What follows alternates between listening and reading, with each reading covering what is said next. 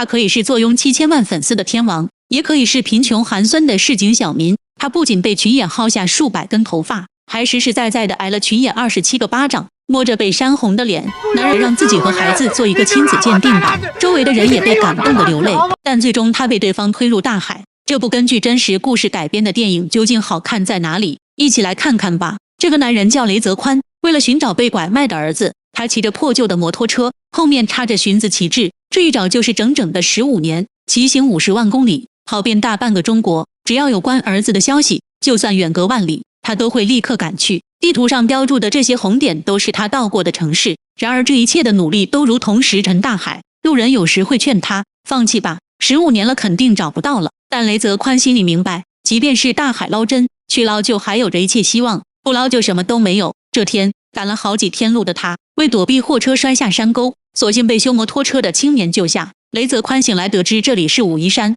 随后发现寻儿子的旗帜烂了，他缝缝补补一直到晚上，而青年也在一边打量着他，一边将摩托车修好。雷泽宽很感激，并表示等有钱再还给他。青年看出他的为难，便说不用了。雷泽宽拿出日记本，在上面写下了欠武夷山男青年修摩托车钱。可以看得出，日记上写满了曾经帮助过他的人。随后雷泽宽借用青年的电脑，突然他在寻子网站上收到一则留言，在泉州有个渔夫收养的孩子与他失踪的儿子特征很相似，都是脚上有伤。雷泽宽立刻动身前往泉州，没想到在半路休息时，青年也骑着摩托车追来了。他告诉男人，自己也是被拐的孩子，3岁被一位叔叔带到这里，现如今23年了。他埋怨过亲生父母为何不看好自己。雷泽宽继续询问，你还记不记得小时候的事情？青年说只记得村口有铁索桥和一片竹林，至于其他的全都不记得了。没多久，雷泽宽的摩托车后面又多了一面旗子，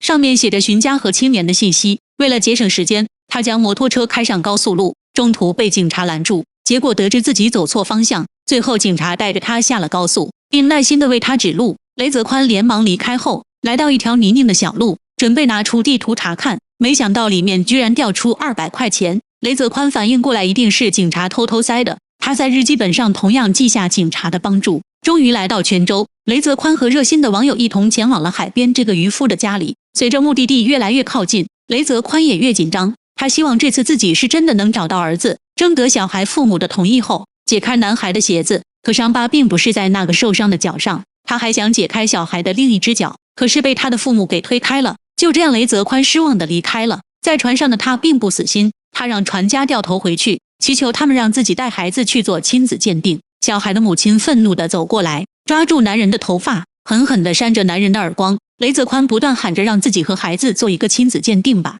最后被小孩的母亲推进了大海。对方不是他的儿子，希望再次扑灭。摩托车被人丢在海里，彻底报废，寻子的旗帜也随着海水飘走了。而对于他刚刚所经历的一切，全部都被偷偷跟来的修车青年看到。或许是被雷泽宽的寻子感动，也是为了自己的未来，因为是被拐卖，青年现在还没有户口，更没有身份证，所以他下定决心去寻找自己的亲生父母。青年听说四川有个地方和自己小时候的记忆很像，两人又重新打印了旗帜。就这样，雷泽宽陪着青年两人踏上了去四川的路上。在路上没钱了，两人就在饭店临时洗碗赚钱，要不然就给人洗车赚点钱。晚上累了就躺在公园的亭子里睡觉。没多久，他们找到铁索桥，可眼前的一切与青年记忆中完全不一样。雷泽宽站在身后安慰他，不要放弃。此后，他们找遍了附近的铁索桥，可没有一个是青年记忆中的。他打算放弃了，而雷泽宽打开地图，上面密密麻麻的红点全都是他去过的地方。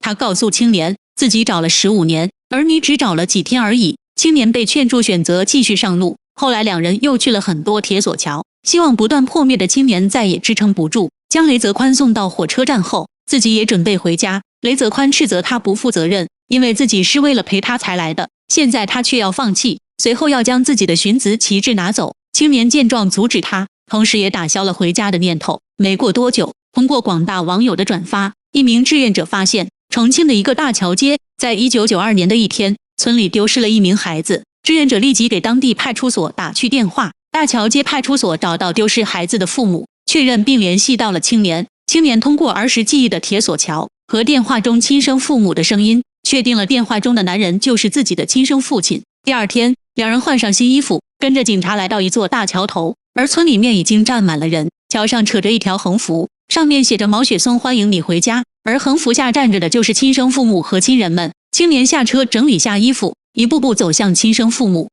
爸爸，妈妈，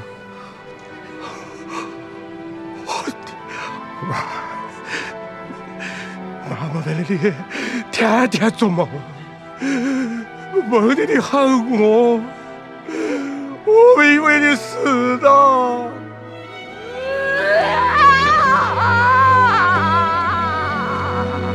就在一家三口拥抱的那一刻，全村人都围了上来。看到这一幕，此刻他再也忍不住了，泣不成声的缓缓消失在人群中。雷泽宽则开着青年的摩托，继续踏上了寻找儿子的路程。这部电影是故事根据真实故事改编，而故事中主人公被拐卖了24年的儿子，在公安机关的努力之下，已经找到。